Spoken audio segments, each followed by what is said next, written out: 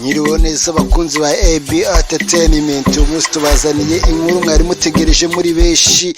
Nukuri kandi mwari mutegereje muri beshi cyane kabisa. Inkuru yo irashimishije ku banyarwanda bose muri rusange. Twabazaniye umuhungu wanyu The Tiger The Ben.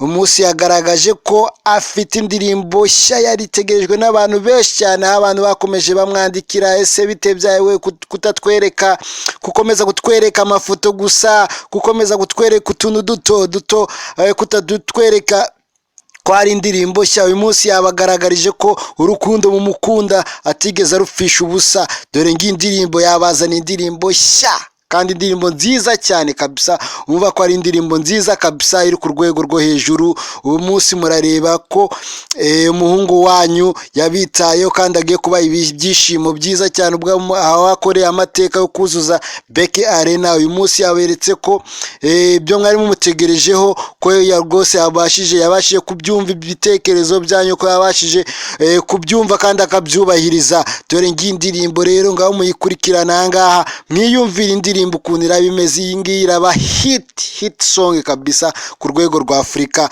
Ngaho mukomeze muyilikinge, muyisharinge, mukora ama subscribers muri beshi kabisa, kandi bizadushimisha, bizakomeza kutwereka motivation, bizakomeza kuduha icyizere cyuko ibyo tubakorera mwese mugenda mubyishimira. Murakoze kandi mugira Imana, mugira amahirwe n'imigisha kuri buri umwe wese ukurikirana E.B.R.